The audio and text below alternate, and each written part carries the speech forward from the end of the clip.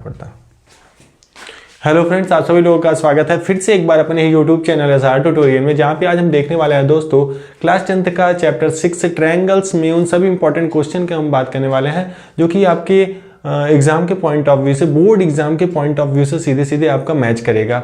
Similar type के हम question बात करेंगे इस वीडियो में, और हमने ट्रायंगल्स का लगभग 8 से 9-10 क्वेश्चन हमने प्रीवियस वाले वीडियो में बात कर लिया था। इस वीडियो में उसके आगे के क्वेश्चन देखेंगे जो कि आपके सीधा बोर्ड एग्जाम में आपको मदद करेंगे। ठीक है, तो यहाँ क्या करते हैं, इस वीडियो को यहाँ से स्टार्ट करते हैं और देखते हैं हम अपना इस वीडियो का पहला क्वेश्चन।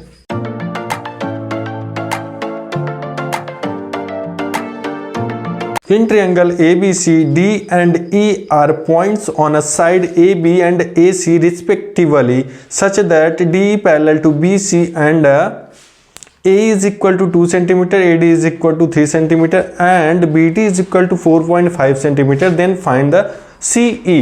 मीन्स अगर इस टाइप के क्वेश्चन की बात करें तो आपको जरूर से जरूर एक नंबर वाले क्वेश्चन ऐसे मिल सकते हैं। ठीक है, तो क्या करेंगे इसमें, देखो पहले तो हम फिगर बना के इसको समझते हैं कि ट्रायंगल कौन सा है हमारे भाई, ए बी सी। हमारे पास ट्रायंगल है ए बी सी। ठीक है, अब इसमें देखें क्या बोला है, D parallel to B C, मतलब एक पॉइंट हम लेते हैं डी और E on a side A B, और on a side A B पे हम डी लेते हैं और ए सी पे लेते हैं ई, और ये जो लाइन हम ड्रा करेंगे ये बी सी के पैरेलल होगा जो डी ई हमने ड्रा किया है। ठीक है, तो बोला है कि अगर यहाँ पे वैल्यू दे रखा है, ए की वैल्यू दे रखा है 2 सेंटीमीटर और एडी की वैल्यू 3 सेंटीमीटर एंड बीडी की वैल्यू 4.5 सेंटीमीटर, और पूछ लिया है सी, मतलब इसकी वैल्यू पूछ लिया है, तो इसको हम एक्स मान लेते हैं। तो हम थेल्स थ्योरम से हम क्या जानते हैं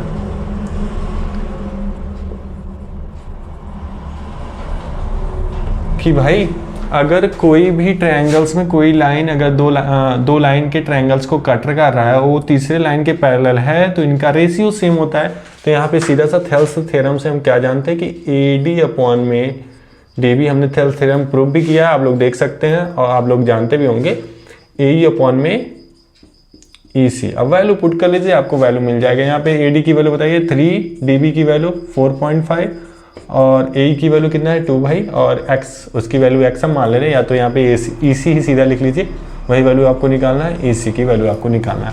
क्रॉस मल्टीप्लाई करिए, क्रॉस मल्टीप्लाई करेंगे यहाँ पे 9 हो जाएगा, और यहाँ पे E C is equal to 2 into 4.5 upon में 3, तो ये हो जाएगा भाई 9 अपॉन में 3 इज इक्वल टू 3।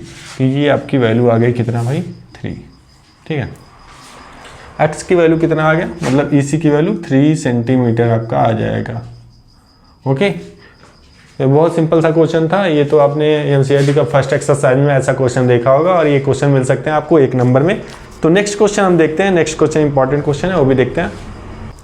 तो नेक्स्ट क्वेश्चन हम देखते हैं। नेक्स्ट क्वेश्चन बोला है, if two similar triangles have a scale factor of A ratio B. यहाँ पे थोड़ा सा ध्यान दीजिएगा इस पॉइंट पे, ए रेशियो बी, मतलब अगर हम 2 सिमिलर ट्रायंगल लेते हैं, उनका रेशियो अगर ए रेशियो बी है, तो which statement regarding the 2 triangles is true. तो यहाँ पे आपके पास ऑप्शन चार्ट है, the ratio of their perimeter 3a ratio B. अब हम ये भी जानते हैं कि अगर 2 सिमिलर ट्रायंगल्स हैं, उनके साइड का जो भी रेशियो है, उनके पेरीमीटर का भी वही रेशियो होता है, तो ये तो बिल्कुल ही रॉन्ग है। Their altitudes have a ratio a ratio B. अब देखिए यहाँ पे ये पॉइंट हमको सही लग रहा है, क्योंकि देखिए यहाँ क्या बोला है कि अगर 2 ट्रायंगल्स a रेशियो बी में है, कोई भी साइड अगर a रेशियो बी में है, तो क्या हो सकता है भाई, उसका अल्टीट्यूड भी क्या होगा भाई, ए रेशियो बी में होगा। उसको हम देखते हैं थोड़ा सा कैसे, और नेक्स्ट ऑप्शन पहले हम देख लेते हैं। Their medians have a ratio, उसका मीडियन भी का रेशियो इसमें बोला है a/2 रेशियो बी। अगर a/2 होता दूसरा भी b/2 होना चाहिए था, ये भी रॉन्ग है। Their angle bisector have a, इसमें angle bisector A ratio A square ratio B square, यहाँ पे कोई मतलब सेंस है नहीं। हम नेक्स्ट वाला देखते हैं, नेक्स्ट हमको करेक्ट लग रहा है। नेक्स्ट में क्या बोला है कि अगर हमारे पास 2 ट्रायंगल्स है, एक ही ट्रायंगल ले लेते हैं।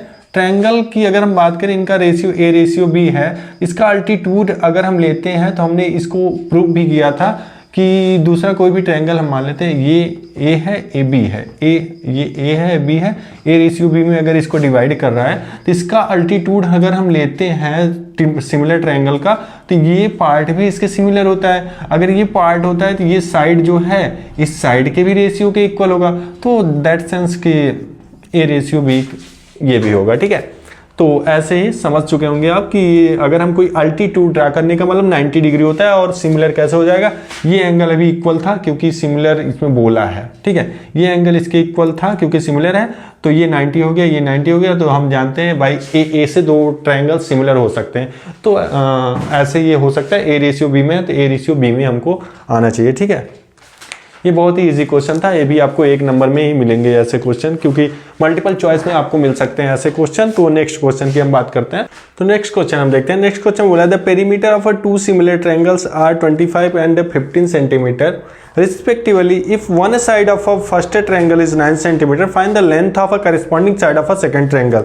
तो यहाँ पे हम ये जानते हैं कि अगर दो ट्रायंगल्स हमारे पास हैं ए बी सी और दूसरा है अगर सिमिलर है पी क्यू आर के, तो पेरीमीटर अगर इनका हम लेते हैं तो perimeter of triangle A B C upon में अगर उसका रेशियो ले लें दूसरे पेरीमीटर के ट्रायंगल पी क्यू आर के, तो ये इक्वल होता है उनके साइड के रेशियो के। ठीक है, तो साइड का रेशियो सेंस दैट सेंस कि ए बी अपॉन में P Q is equal to B C upon में क्यू आर एंड इधर हियर सी अपॉन में आर पी, ये होता है फार्मूला। ठीक है, तो यहाँ पे ये चीज़ दे रखा है क्या कि इसका पेरीमीटर दे रखा है 25, इसका दे रखा है 15, और इसका एक साइड कोई भी फर्स्ट ट्रायंगल का कोई एक साइड 9 दे रखा है, तो दूसरा पूछ लिया। तो आप इसमें वैल्यू पुट कर लीजिए, वैल्यू पुट करेंगे तो 25 अपॉन में 15 is equal to here A B is equal to कितना हो जाएगा भाई 9।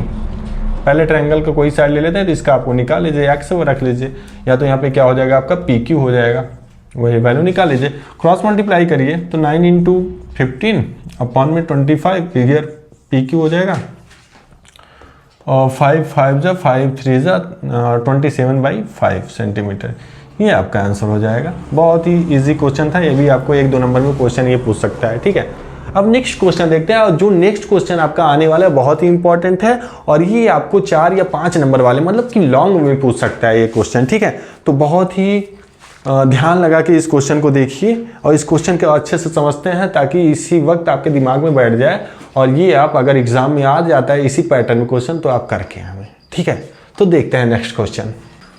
तो नेक्स्ट क्वेश्चन में क्या बोला है कि in an equilateral triangle ABCD is a point on a side BC such that BD is equal to 1/3 BC. Prove that 9AD square is equal to 7AB square. ये 1-2 बार आ चुका है, इस बार भी आ सकता है, कोई दिक्कत नहीं, तो इसी पैटर्न पे क्वेश्चन आ सकते हैं। ठीक है, तो इसको हम प्रूव करते हैं, आप ध्यान से बहुत देखिएगा, हम भी बहुत ध्यान से आपको समझाने वाले हैं। ठीक है, तो देखिए पहले इसमें क्या बोला, इक्विलेटरल ट्रायंगल है, तो इसको हम बना लेते हैं। ज्योमेट्री में यही है भैया कि पहले आप फिगर को बनाइए फिर अच्छे से समझ जाइए। ये क्या है भाई, ए बी सी। ठीक है, अब ये इक्विलेटरल ट्रायंगल है तो तीनों साइड इक्वल है, और यहाँ पे क्या बोला है कि डी एक पॉइंट है किस पे, बी सी पे, और कैसे है कि B D is equal to, यहाँ पे देखिए ध्यान से, B D is equal to 1/3 B C, मतलब कि बी सी का 1/3 पार्ट है। तो इसको अगर 3 भागों में ऐसे अगर हम बांट दें तो यहाँ पे कहीं डी पॉइंट है, ये क्या है भाई, इसको सीधा था थोड़ा सा खींचिएगा आप लोग, ये सपोज करते हैं आपका डी पॉइंट है।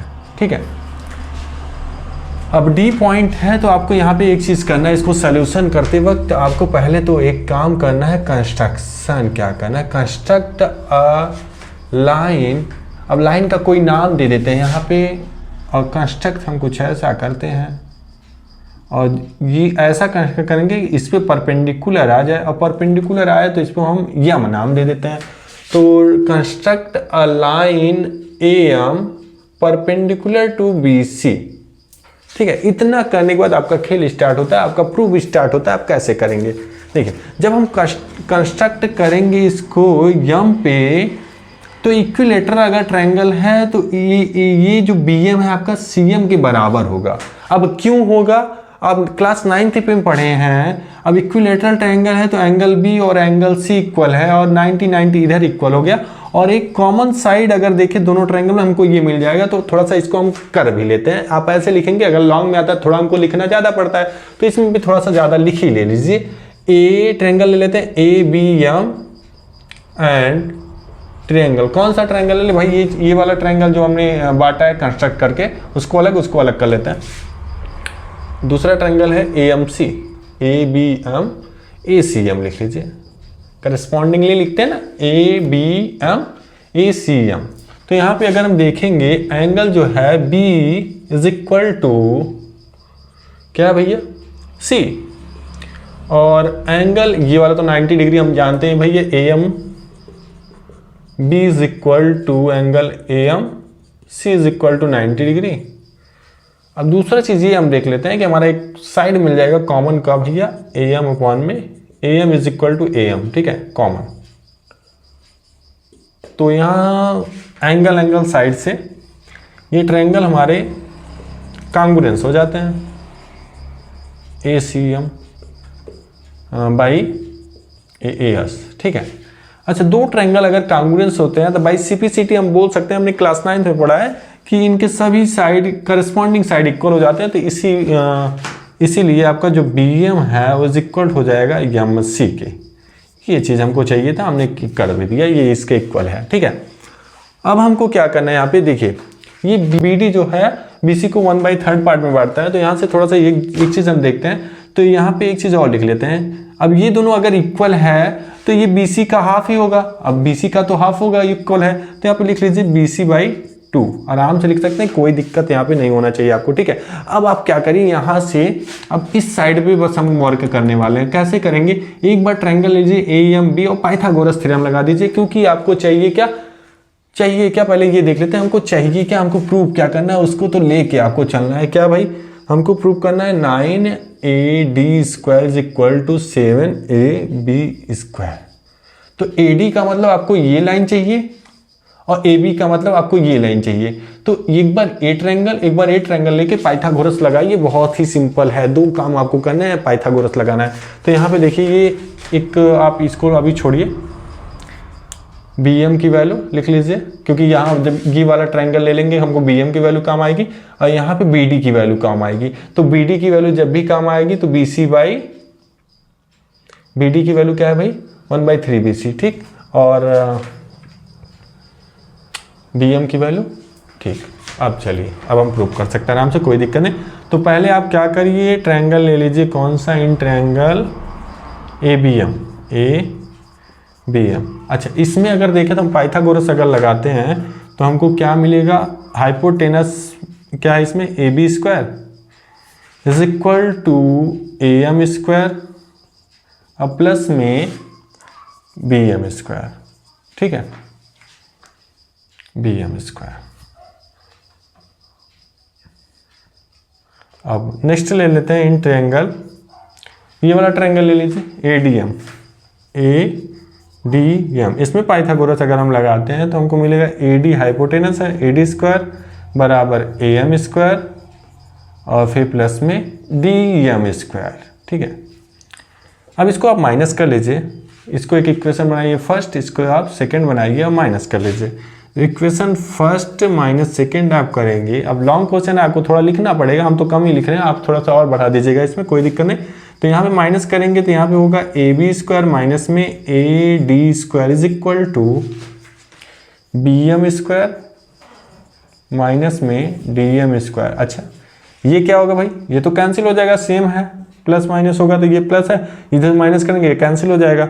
अब यहाँ पे वैल्यू पुट करिए, BM की वैल्यू कहाँ पे दिख रही है, यहाँ BC/2 हम रख सकते हैं। अब DM की वैल्यू कैसे लिखेंगे, यहाँ पे बीच में आप ऐड कर लीजिएगा, यहाँ पे DM की वैल्यू निकाल लीजिएगा आप। DM की वैल्यू यहाँ पे हम निकाल देते हैं, आप लेकिन उसमें किसी लाइन में निकाल सकते हैं।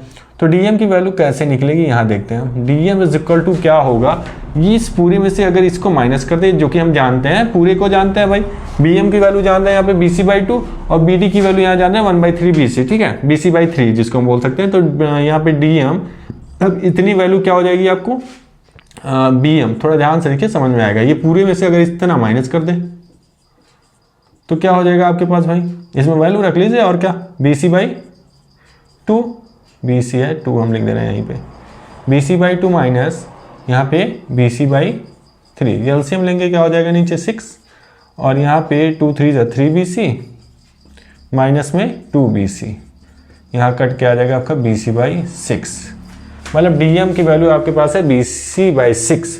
तो आप पुट कर लीजिए, यहाँ पे लिख लीजिएगा कि putting value BM and DM in above equation, ठीक है।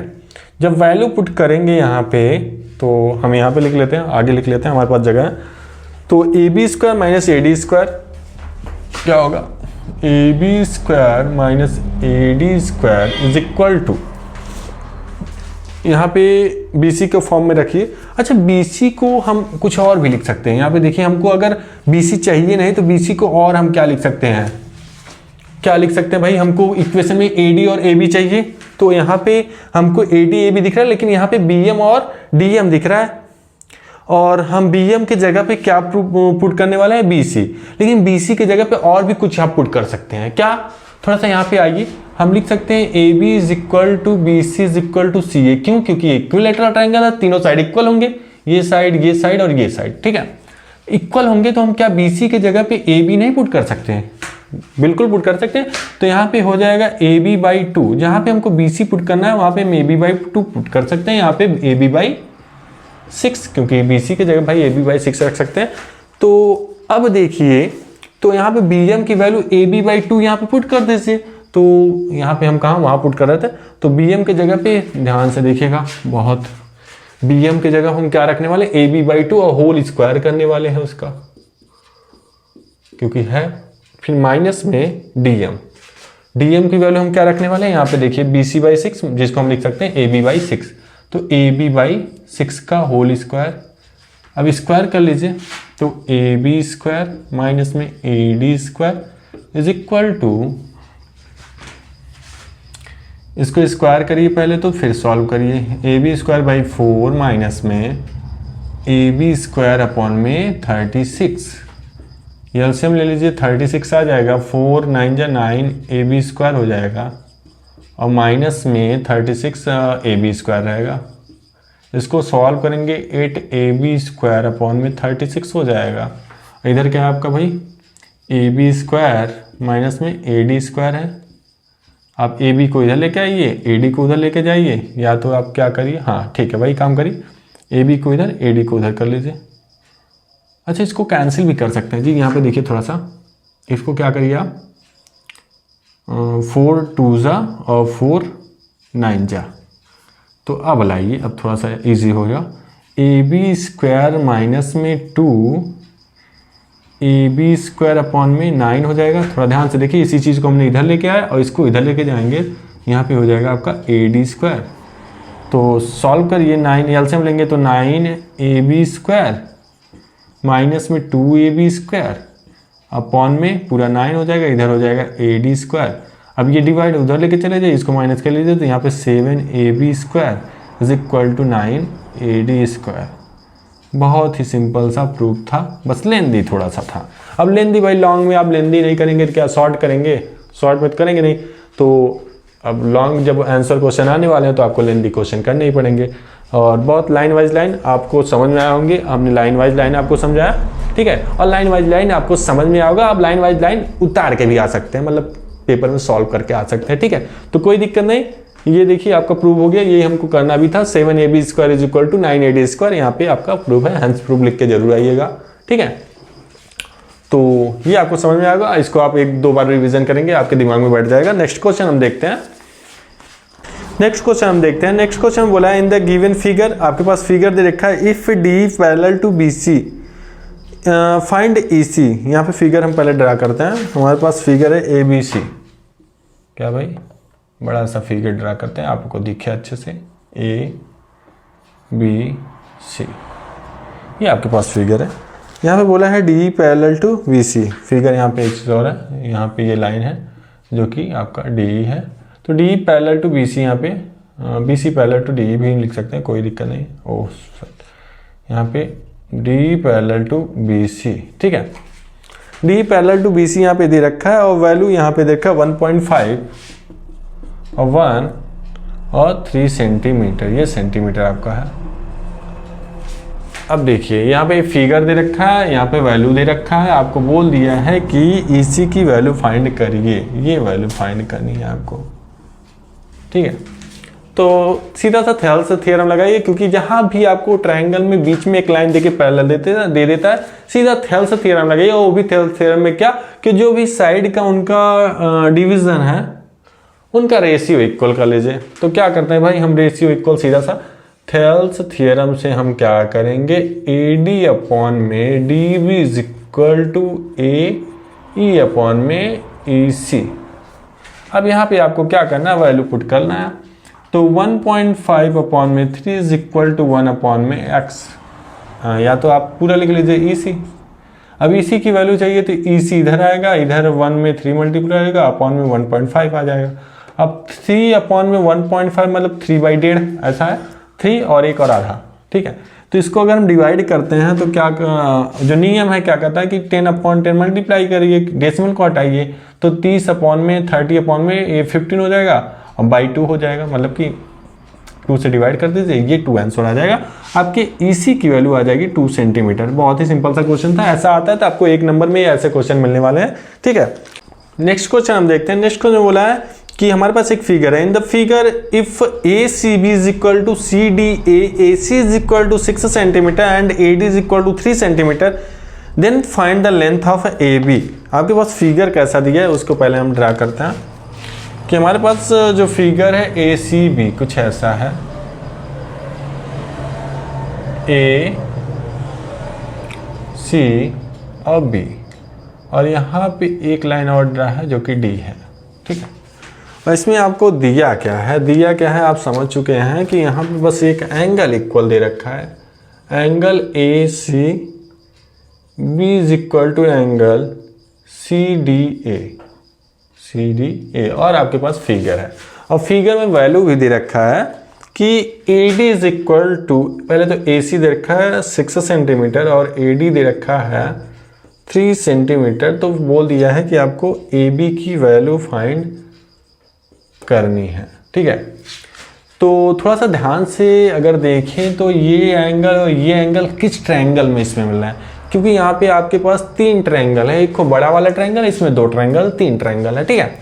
तो ACB की बात करेंगे, पूरे ट्रायंगल को ले रहा है, तो पूरे ट्रायंगल को ले रहा है मतलब उसको पहले हम लिख लेते हैं ट्रायंगल ABC, हाँ ठीक है। एंड दूसरा किस एंगल से भाई, किस एंगल से है, CDA,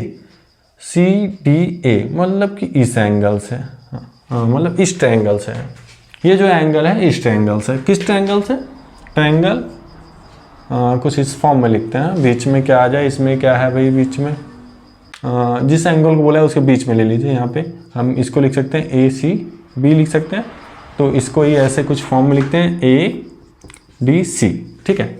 क्योंकि देखिए यहाँ पे एंगल जो है आपका क्या है, बीच में आ रहा है, तो बीच में इसमें भी वही एंगल आना चाहिए, इक्वल वाला एंगल, ठीक है। अब हम इसको बोल सकते हैं, देखिए इसको सिमिलर प्रूव कर सकते हैं, कैसे, थोड़ा ध्यान से देखिए। इस पूरे ट्रायंगल में आपको एंगल A मिलेगा और इस छोटे वाले ट्रायंगल में भी आपको एंगल A मिलेगा, और एक एंगल पहले से इक्वल दे रखा है जो कि ये दे रखा है, तो भाई डबल ए का मतलब एंगल से हम किसी 2 ट्रायंगल को सिमिलर प्रूव कर सकते हैं बड़ी आराम से, तो कर लेते हैं। इसमें देखिए आपके पास मिल जाएगा एंगल ACB, इसमें मिल जाएगा एंगल ADC जो कि आपके पास क्या है, गिवन है। और दूसरा चीज की एंगल A जो कि दोनों में ही है, तो इसको हम बोल सकते हैं क्या भाई, कॉमन। बहुत सिंपल सा क्वेश्चन है, ठीक है। तो ये ट्रायंगल ACB लिखिए, ACB सिमिलर हो जाएगा ट्रायंगल ADC के। अब सिमिलर का क्राइटेरिया यहाँ पे है डबल A, मतलब कि एंगल। अच्छा, 2 ट्रायंगल अगर सिमिलर होते हैं तो उनके साइड का रेशियो क्या होता है, इक्वल होता है। तो अगर हम इस ट्रायंगल से अगर AC लेते हैं, थोड़ा ध्यान से देखिए, AC लेते हैं तो इधर से हम क्या लेंगे, AD लेंगे, और आगे बढ़िए। इधर से अगर CB हम लेते हैं तो अपॉन में हो जाएगा DC। इधर से लेते हैं क्या भाई, AB लेते हैं तो इधर से हो जाएगा AC। ठीक है। इस फॉर्म में इनका साइड का रेशियो बटेगा, दो सिमिलर ट्रायंगल है तो उनके साइड का रेशियो इक्वल होता है, ये जानते हैं, वही हमने लिख दिया है, कुछ नहीं किया। तो अब क्या करते हैं, यहाँ पे देखते हैं कि हमको अब वैल्यू पुट करना है। तो AC की वैल्यू यहाँ पे हम पुट कर लेते हैं 6 और AD की वैल्यू 3। अब देखिए इसकी कोई काम नहीं है क्योंकि यहाँ पे AB की वैल्यू पूछा है, तो बस इस वाले को लेना है। और छोड़िए, इक्वल है तो आप किसी भी दो को आप ले सकते हैं, दो टर्म को ले सकते हैं, 1 2 3 टर्म आपके पास है, दो ठो ले सकते हैं। इक्वल अगर है तो इक्वल लगाइए और ये वाला टर्म ले लीजिए। तो AB की वैल्यू आपको चाहिए तो AB को AB रहने दीजिए। AC की वैल्यू भी आपके पास दिया है 6 सेंटीमीटर। तो यहाँ पे वैल्यू पुट करते हैं, क्रॉस मल्टीप्लाई करिए तो 6 × 6/3 इज इक्वल टू AB, 3 2 जा और 6 2 जा 12। तो AB की वैल्यू आपके पास 12 सेंटीमीटर मिल जाएगा। बहुत ही सिंपल सा क्वेश्चन था, ये 12 सेंटीमीटर है, ठीक है। तो ये आपको समझ में आएगा, बहुत ही सिंपल सा। ऐसे क्वेश्चन आते हैं तो पहले आपको ये देखना है कि ये एंगल किस ट्रायंगल से दिया है। आप दो ट्रायंगल को अगर सिमिलर दिखाते हैं, क्योंकि आपके क्लास 10th में मेन चीज़ है भाई सिमिलर दिखाना, क्योंकि सिमिलर ट्रायंगल हम इसमें पढ़ते ही हैं और ट्रायंगल का क्वेश्चन आता है तो सिमिलर से ही आएंगे। तो आप सिमिलर दिखाइए, इनका रेशियो, यही सब आपके दिमाग में चलना चाहिए बस, ठीक है। तो आप क्या करेंगे, आराम से कर सकते हैं। ये देखिए इसका आंसर है AB is equal to 12 centimetre. अब हम नेक्स्ट क्वेश्चन देखते हैं। In figure if AD is equal to 6 centimetre and DB is equal to 9 centimetre, A is equal to 8 centimetre and EC is equal to 12 centimetre and angle AD is equal to 48 degree, find the ABC।